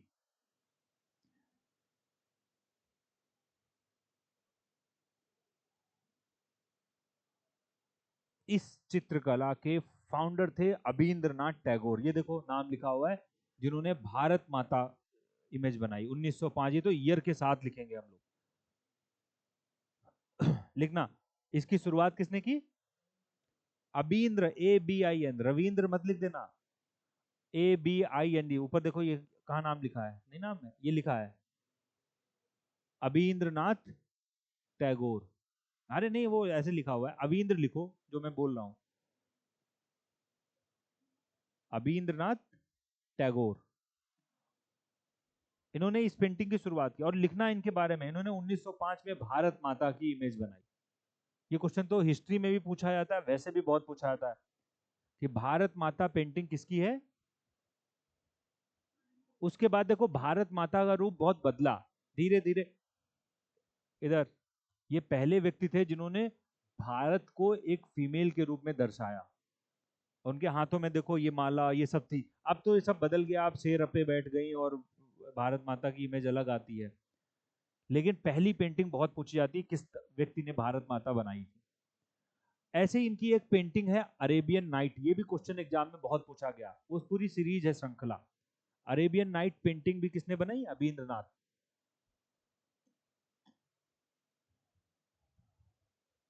अरेबियन नाइट्स लिखते जाओ जल्दी। एक पेंटर और थे, देखो, अबींद्रनाथ को छोड़कर इसी में एक बंगाल पेंटिंग में एक और नाम डालना है, नंदलाल बोस का। नंदलाल बोस, देखो इधर, सुन लो पहले इनके बारे में। ये नंदलाल बोस और इनके एक साथी थे राम मनोहर सिन्हा। इन दोनों ने संविधान की जो ओरिजिनल किताब है, मेन किताब जो संविधान लिखा गया था, उसके पेज, जो पेज है उस पे सब पे पेंटिंग की है इन लोगों ने। इनका नाम बहुत पूछा जाता है, राम मनोहर सिन्हा और नंदलाल बोस, कि किन दो चित्रकारों ने भारत के संविधान की जो ओरिजिनल कॉपी थी उस पर पेंटिंग की है। नाम लिखना दोनों का, नंदलाल बोस और राम मनोहर सिन्हा। इन दोनों ने संविधान की, कॉन्स्टिट्यूशन की जो ओरिजिनल बुक है उस पे क्या की है, चित्रकारी की है, पेंटिंग की है। हाँ,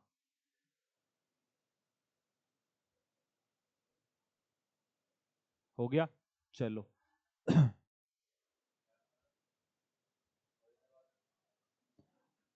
अरे नाम कुछ हद है।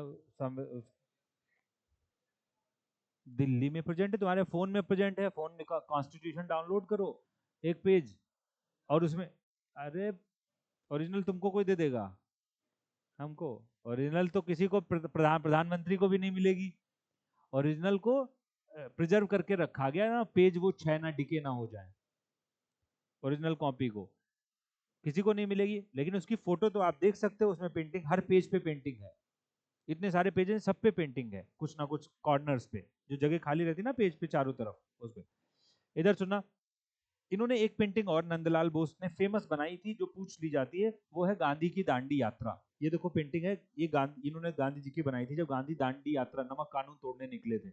ये पेंटिंग, ये इनकी इमेज बहुत पूछी जाती, नंदलाल बोस ने बनाई थी। बोस पे ही लिख देना, गांधी की दांडी यात्रा।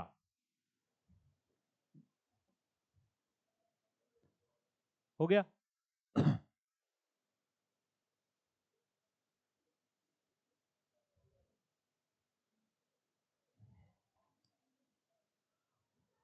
अब एक नाम, अब हम लोग बस एक नाम डालेंगे अलग से, वो नाम ही हेडिंग डालना है, राजा रवि वर्मा।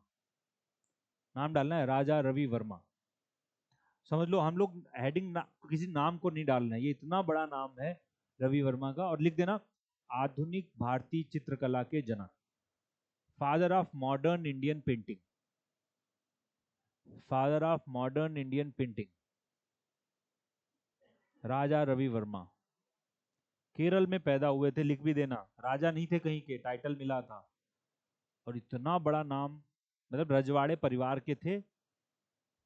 देखो इधर, इन्होंने पेंटिंग्स, ऐसी ऐसी पेंटिंग्स बनाई हैं जिन्होंने, मतलब लोगों का नजरिया बिल्कुल बदल दिया। और उनके एग्जाम्पल लिखते जाएंगे हम लोग इनकी पेंटिंग्स के। ये जटायु वाला लिख देना, की पेंटिंग जो है, रावण जटायु, वो इनकी पेंटिंग है।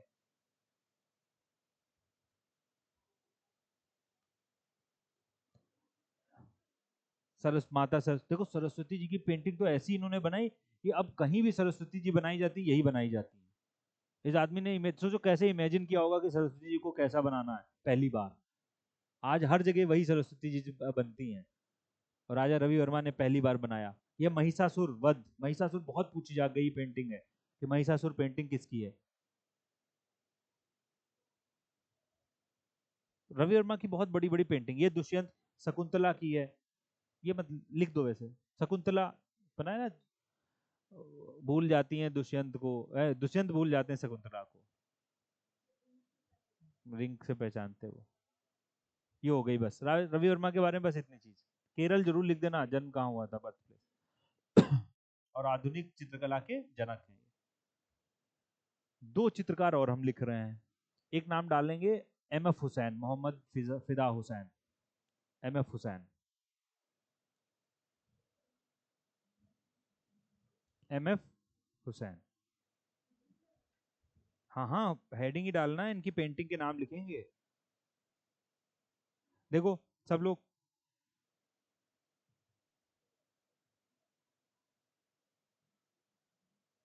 इधर देखो, हुसैन के बारे में। एम एफ हुसैन एक अलग तरह तरह के चित्रकार थे, उन्होंने बहुत पेंटिंग्स बनाई। और अब कुछ टाइम पहले, कुछ टाइम मतलब हो गया 15 20 10 15 साल पहले इनकी डेथ हुई है। इंडिया से ये चले गए थे कतर, गुस्सा हो गए थे इंडिया के लोगों, मुंबई के लोगों पे। और इतना बड़ा, इतने बड़े चित्रकार माने जाते हैं एम एफ हुसैन। ये जो पेंटिंग बनाते थे उसको कहते हैं क्यूबिक्स स्टाइल, ये स्टाइल इनकी पूछी जाती है। क्यूबिक्स मतलब देखो, ये इनकी पेंटिंग बहुत महंगी पेंटिंग है, हॉर्सेस, घोड़े जो पूछे जाते हैं। हॉर्सेस पेंटिंग किसने बनाई है? M F Hussain. तो नाम में साइन लिखा, साइन हुआ है हुसैन। और इनके आगे लिख देना, ये क्यूबिक्स स्टाइल की पेंटिंग बनाते थे, KUBIC, cubic.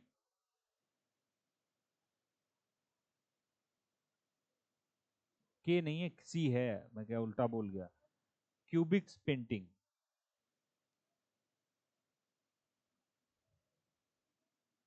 Cubic painting, M F Hussain. और आगे लिख देना इनकी एक पेंटिंग हॉर्स, घोड़े।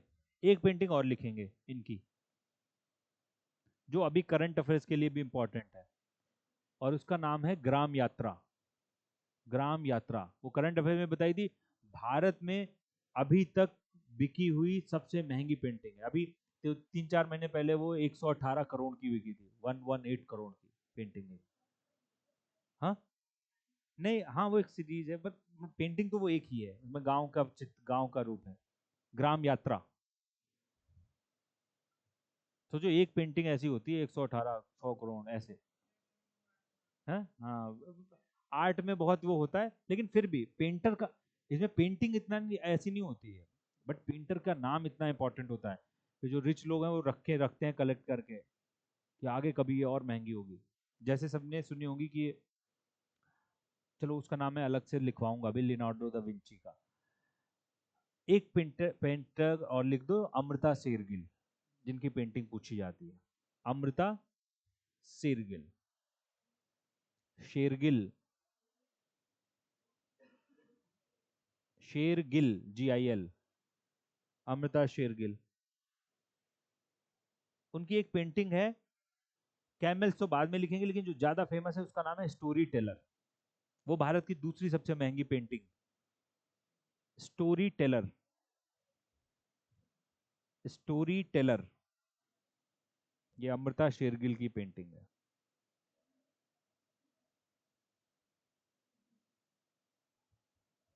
हाँ, स्टोरी टेलर। चलो ये हो गया बस। ये मॉडर्न पेंटर्स हो गए हैं। कौन सा? कैमल लिख दो, कैमल्स भी नहीं की है अभी, दिखा जो दिखा रहा था।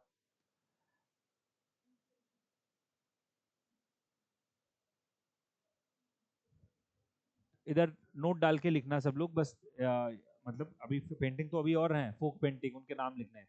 बट कुछ विदेशी चित्रकारों के, फॉरेन पेंटर्स के नाम में 2-3 के बताने जा रहा हूं बस।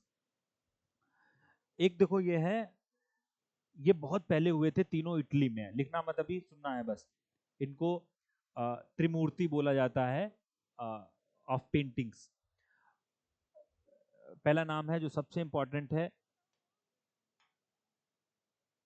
लियोनार्डो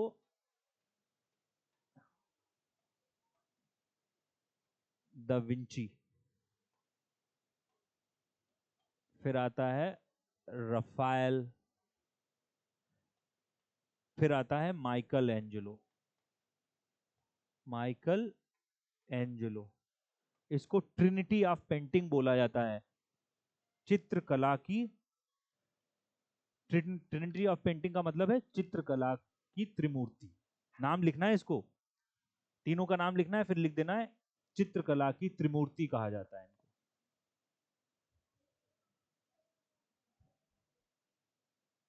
मैं नाम बोल रहा हूं, लिखो, लियोनार्डो दा विंची, रफाएल, और नंबर 3 क्या है? Number 3 Michael Angelo. तो ये तीनों को बोलते हैं ट्रिनिटी ऑफ पेंटिंग्स। जो रिनेशा का टाइम पीरियड था उसमें इन लोगों ने क्या किया था, पेंटिंग्स डेवलप की थी। लिख दिया, इटली के। अब इसमें देखो लिनार्डो की पेंटिंग लिखनी है, इधर देखो, सब इसकी सबसे फेमस पेंटिंग है मोनालिसा, जो कहते हैं दुनिया की सबसे महंगी पेंटिंग है, विंची ने बनाई। नाम लिख देना मोनालिसा, लिनार्डो विंची पे एरो बना के लिख दो इसकी पेंटिंग, मोनालिसा।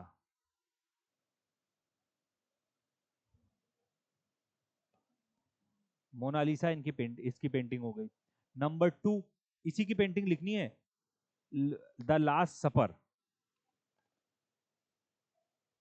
विंची की ही लिखनी है सब, द लास्ट सपर। सपर रात के खाने को कहते हैं। और ईसा मसीह के बारे में की पेंटिंग ये है, उसमें कहते हैं ईसा मसीह ने आखिरी जो खाना खाया था अपने शिष्यों के साथ, अगले दिन फिर उनको सूली पे चढ़ा दिया गया था। तो इसलिए ये पेंटिंग बहुत पूछी जाती है, लास्ट सपर किसकी है, मोनालिसा किसकी है। ठीक है, बस इनकी नहीं बता रहा मैं, इन लोगों की इतनी सही है, बस विंची की याद रखो बस। और एक मैंने एक और बताया था, एक पेंटर और लिखना है अलग से बस, उसका नाम है Pablo Picasso. Picasso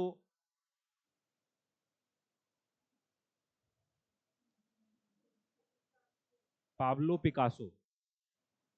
Picasso Picasso नाम लगभग PABLO, पाब्लो पिकासो, ये ऐसा नाम है, मतलब मुझे तो नहीं लगता कि अगर आपने कभी फोन ऑन चलाया तो और पिकासो नाम सुना ना हो। अगर अगर आपने इमेज एडिट भी की होगी तब भी पिकासो नाम से इतने ऐप आते हैं, इतनी सारी चीजें पिकासो नाम से होंगी। पिकासो को क्यूबिक जो MF हुसैन बनाते थे उस स्टाइल का जनक कहा जाता है, लिखना है पिकासो, वो क्यूबिक स्टाइल का जनक था। हाँ, फ्रांस का रहने वाला था और क्यूबिक स्टाइल का जनक। हाँ, और और फिर आगे ये बात लिख देना, जैसे भारत में MF हुसैन को पिकासो ऑफ इंडिया कहते हैं, ये भारत का पिकासो किसको कहा जाता है? MF हुसैन को पिकासो ऑफ इंडिया के नाम से जानते हैं।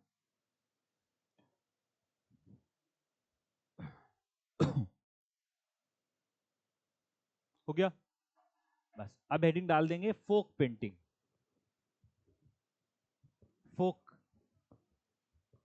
लोक चित्रकला जिसको बोलते हैं, फोक मतलब लोक। इसमें हम लोग क्या करेंगे, इंडिया का एक बड़ा सा मैप बनाना है सबको, और उसी में 8-10 पेंटिंग के नाम लिख देने हैं बस, कौन कहाँ की किस राज्य की।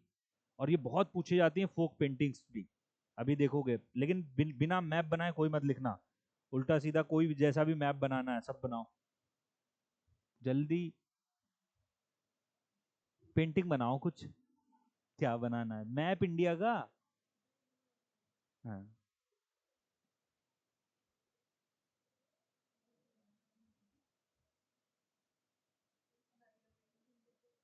राहुल ऐसे शुरू करोगे तुम, पहले ऊपर से शुरू करो, अब ऊपर वाला हिस्सा कहाँ ले जाओगे?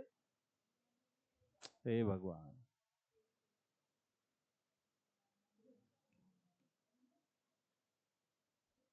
चलो देखो शुरू करते हैं इधर। इधर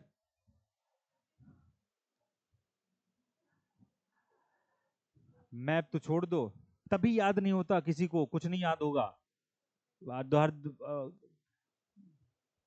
दो दूसरे आज पढ़ लोगे और 2 दिन बाद भी नहीं याद रहता है क्या पढ़ा है। चलो देखते हैं, बस बातें बातें। पेंटिंग के नाम देखता हूँ, और अगर कोई एक्स्ट्रा बात है तो मैं यहीं पे बोल दूंगा, एक लाइन भले उसमें लिखनी पड़ जाए, वरना ज्यादातर नाम नाम लिखना है। देखो ये है बिहार की मधुबनी पेंटिंग, इधर बिहार की तरफ लिखनी है मधुबनी पेंटिंग। अब कह दो बिहार कहाँ है मैप में, और अगर ये जिसको नहीं पता है वो कॉपी पेन बंद कर दो मेरे हिसाब से। हाँ हाँ, कि हाँ इंडिया के मैप में अगर कोई बिहार नहीं ढूंढ पा रहा है, कोई नहीं, बिहार बिहार का मतलब ये नहीं अब कर्नाटक तरफ बना दो, साउथ की तरफ जिधर है उसके आसपास तो लिखो, पूरा पश्चिम तो याद ही रखना चाहिए। मधुबनी पेंटिंग कहाँ की है? अच्छा सुनना, इधर देखो। मधुबनी भी आज के टाइम पे बहुत फेमस पेंटिंग है, खूब चलती खूब बिकती है मधुबनी पेंटिंग। पहले सुनना इसके बारे में, ये पेंटिंग हालांकि शुरू हुई थी गोबर से बनाने की, देखना, फीमेल्स जो थी, और ये इस पेंटिंग के बारे में बोलते हैं ये मिथिला भगवान राम से जोड़ी जाती है। सुन लो इधर, वो बाद में बनाना तुम, नहीं आएगा सर। कहते हैं भगवान राम की जब शादी हुई थी वो गए थे सीता जी के यहाँ पर, तो वहां पर उनके जो पूरे जो घर थे, पूरा शहर वो सब सजाया गया था, तो दीवारों पर महिलाओं ने गोबर ओबर से पेंटिंग बनाई थी मधुबनी, तो उससे जोड़ते हैं ये इतनी पुरानी पेंटिंग। और अब तो ये पेपर पे बनाई बहुत टेक्निकल पेंटिंग होती है मधुबनी। तो लिख देना ये मिथिला की पेंटिंग है, मिथिला जरूर डाल देना, मिथिला। देखो लिखा हुआ है फोक, और गोबर लिख देना तब भी तो सही रहेगा, काउ डंग वेजिटेबल, इसमें जो रंग वंग बनाए जाते ना वो सब्जियों वब्जियों से बनाए जाते थे, हरे पत्तों वत्तों से। अब तो सब खैर अलग ही लेवल हो गया, बट ये शुरू कैसे हुई थी वो याद रखना है। मधुबनी हो गई। दूसरी पेंटिंग देखो आ रही है कलमकारी। कौन सी है? कलमकारी, आंध्र प्रदेश।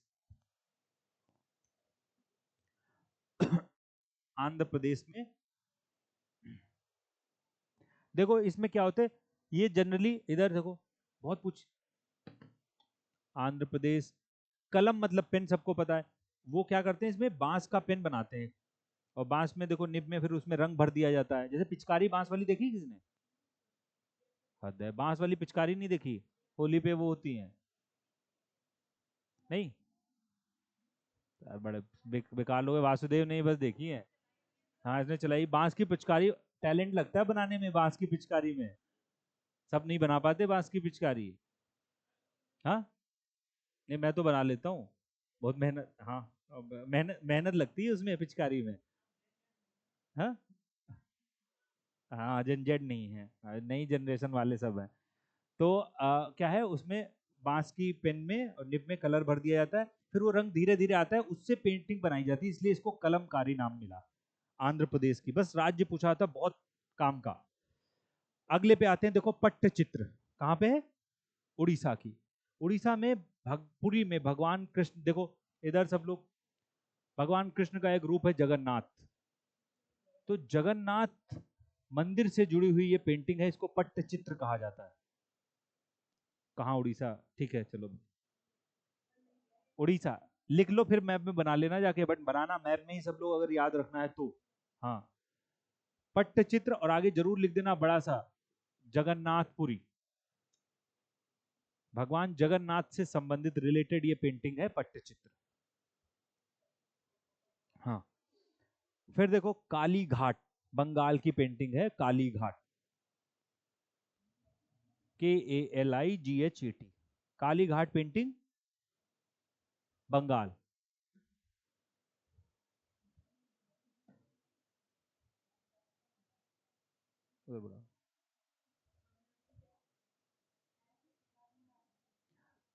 बंगाल की पेंटिंग हो गई। अगला आते हैं देखो, फड पेंटिंग राजस्थान। और फड पे,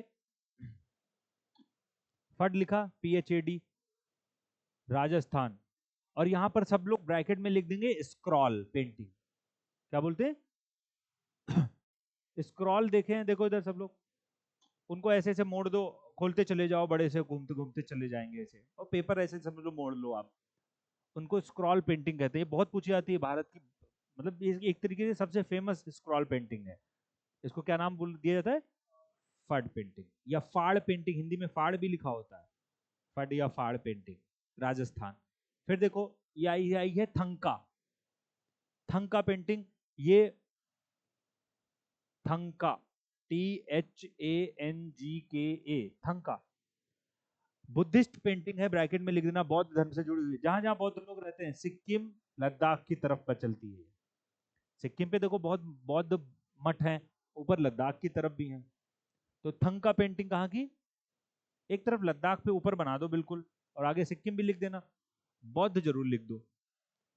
बौद्ध पेंटिंग, सिक्किम और लद्दाख, थंका।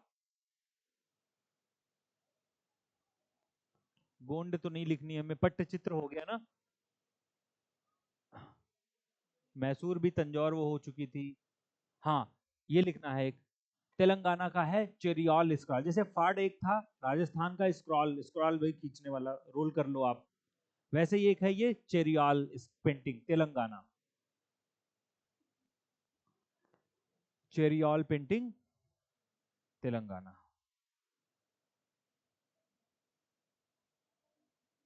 हो गया।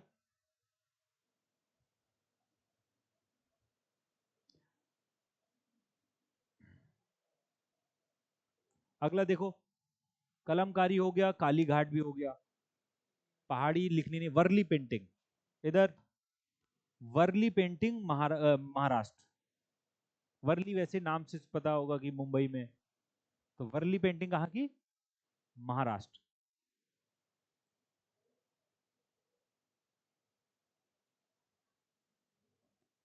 महाराष्ट्र की वर्ली पेंटिंग, मधुबनी हो गई, फाड़ हो गई। एक देखो, इसमें एक आध बची हुई जिसके नाम मैं बता रहा हूँ। एक देखो, ये बहुत फेमस है, इतनी बार पूछी गई होगी, पिथौरा पेंटिंग गुजरात। राजस्थान के नीचे बना दो पिथौरा पेंटिंग गुजरात।